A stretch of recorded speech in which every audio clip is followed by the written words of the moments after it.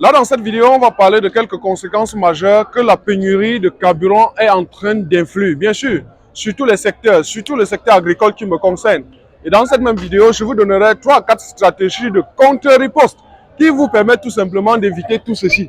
En tout cas, c'est difficile parce que quand même le carburant, c'est l'énergie de base, c'est ça qui vous permet, en gros, de faire fonctionner plusieurs outils de la société. Mais s'il arrive qu'il y a pénurie de carburant, comment vous devez jouer en contre-stratégie?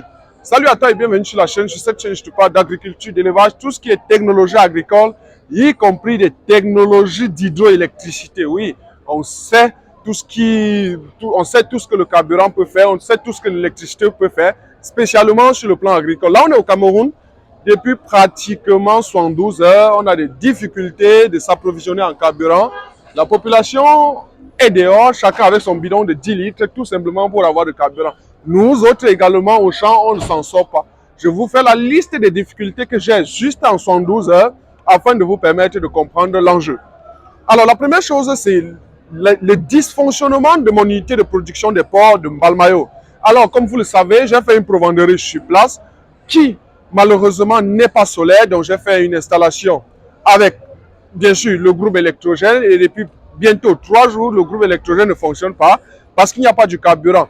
Convenez tout simplement donc que l'aliment des porcs est en train de finir. Et d'ici ce soir, s'il n'y a véritablement pas le carburant, on risque de souffrir énormément, les porcs surtout.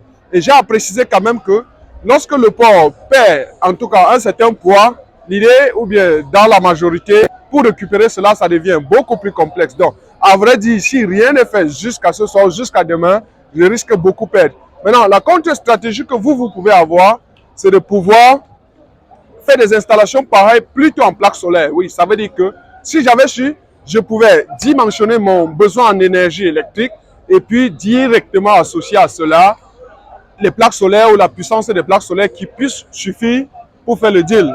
Donc, c'est tellement compliqué au pays pour le moment. Alors, la deuxième difficulté est celle de mon système d'irrigation. Encore, je dois préciser que pour certaines plantations, j'ai dû également utiliser des motopompes comme accessoire de peur qu'on coupe l'électricité. Mais encore, il n'y a pas de carburant pour ces motopompes-là, ce qui fait que ça devient très complexe. Les plantes sont en train de mourir à l'heure où je vous parle. Et si encore rien n'est fait jusque-là, il faudrait absolument trouver une solution.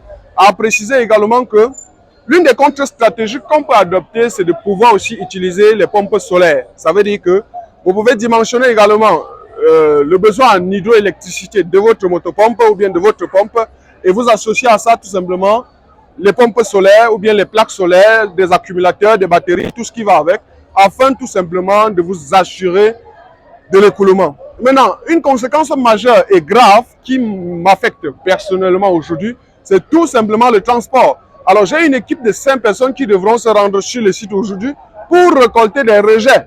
Que, en fait, je devrais commencer les pifs en Mbalmayo avec. Malheureusement, ils sont bloqués en route. Il n'y a pas de carburant pour transporter les personnes pour aller récolter des rejets et enfin pour transporter les rejets qu'ils vont récolter. Donc, la situation, elle est un peu plus grave.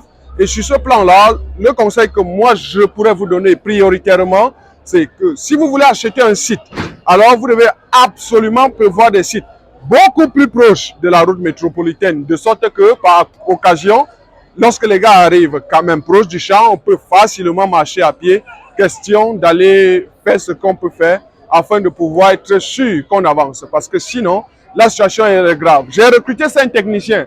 Comprenez que je dois payer les 5 techniciens par jour ou bien par semaine, et si en 3 jours, ils n'arrivent pas à aller sur le site, ce n'est pas forcément de leur faute.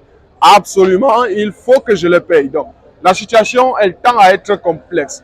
Et autre chose aussi, c'est sur le plan de la consommation alimentaire tout simplement. Parce que oui, à vrai dire, il faut d'habitude qu'on se déplace d'un point A à un point B afin de pouvoir avoir de quoi manger ou bien afin de pouvoir se ravitailler dans des centres-villes les plus proches.